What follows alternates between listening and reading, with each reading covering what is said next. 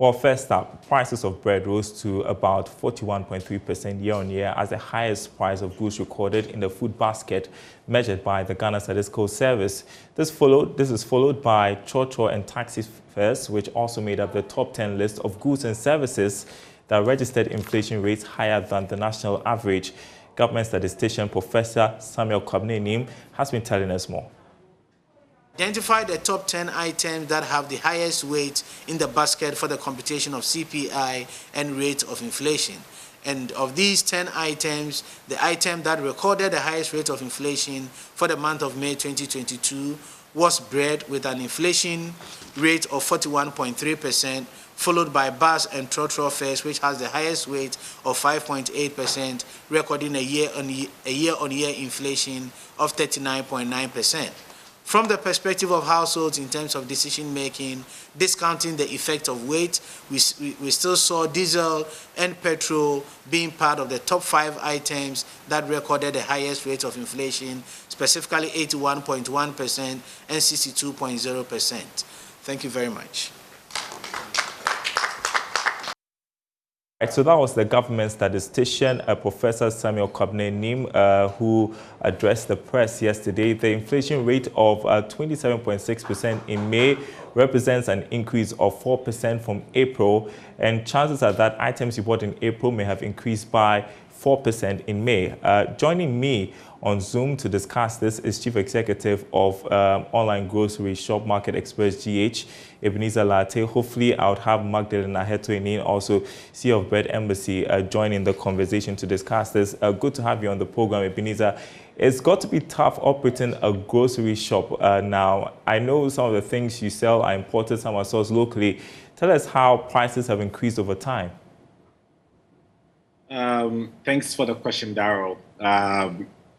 The increases are difficult to have a hold on, but we keep going. We keep going. Okay, and so which items are we seeing prices go up on most, Ebenezer? So there are no items that are spared with these increases. The increases are on everything. So there's no much you can do. The increases are on everything. However, I feel like there are things that we can do as a country and maybe the government needs to look at. But some of them are internally generated, and I'm not discounting the fact of the impact of global situations, but there are some of the things that we've basically self-inflicted. Okay, and I guess the difficulty for you is how do you price the items so you're not running at a loss and at the same time ensuring that your items are relatively cheaper compared to your competitors? All right, so Darryl, the first thing I want to say, when I say self-inflicted, this is what I mean. Taxation has been one of the biggest contributor to the current inflation in 2022. And if you look at how the taxation was changed for retail and wholesale distribution, these are the entities that basically carry out consumables. And you have a situation where in the past, the taxation was just a 4% flat rate. Present, what you have is that you have a 6% flat rate plus your input and output, which is like an extra 2.5%. So no business can actually sell at a margin of less than 10%. It is impossible. So some of the inflation I feel is created by policy. It's not created by people just wanting to jack up prices. But if you sell anything below 10%, you'll be working for the taxman, you know. So that's where I feel like we have inflicted this thing on ourselves, especially the part of the taxation that refers to the flat rate.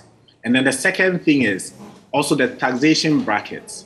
I mean, any business that does revenue of above 500,000 is in the, well, not 500,000, 200,000 comes into that standard tax bracket. These are small traders, or if you look at the Canadian market, for example, somebody buys maybe 100,000 worth of goods. Their margin is like 5%.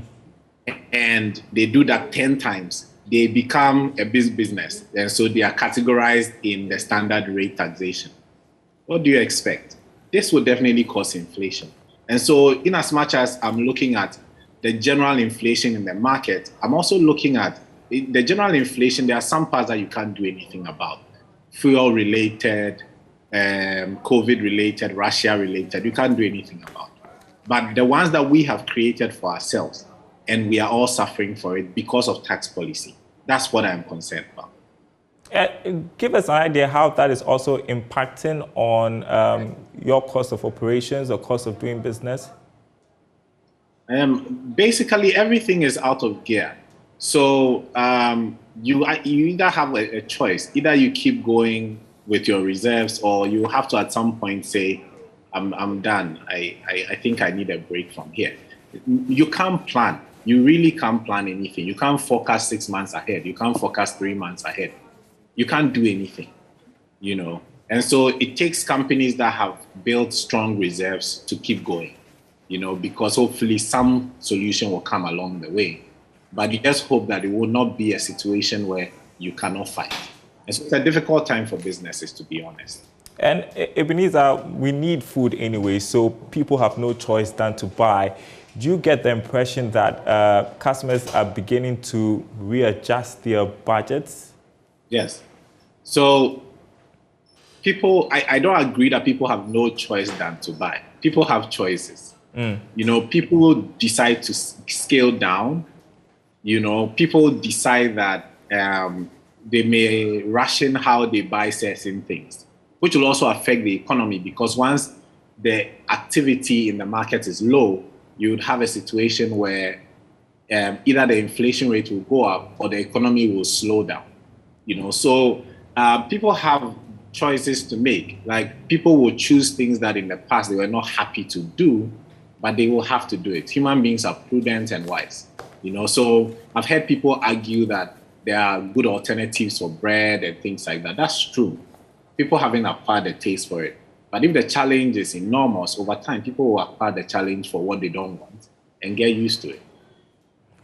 There's something, or a word that is going around right now called shrinkflation, where we understand that, well, instead of, raising prices, people are rather shrinking the size of their products. So maybe, for instance, for bread, instead of maybe increasing the price of bread, they'd rather shrink the size and maintain the price. Is there something like that going on here in Ghana?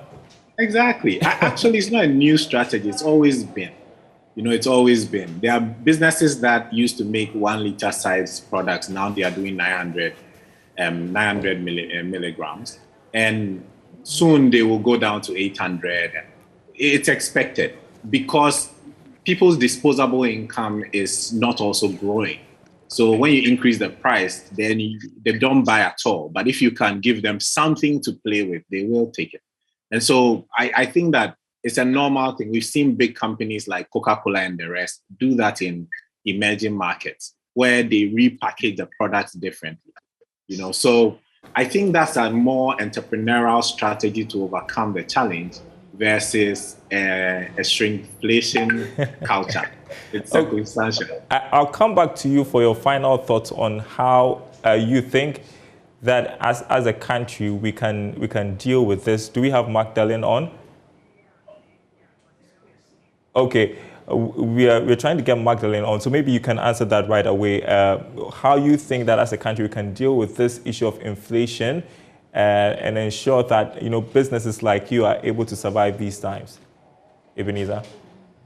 So I think that we need to encourage local production. And I say that because we know that things that we produce here, we have some control over.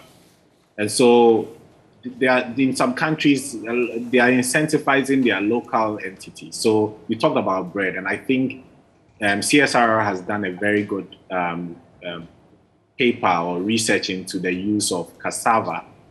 And if I were the government, since bread is the most important ingredient in our food basket, if we can encourage, we can support a factory to produce at mass cassava flour.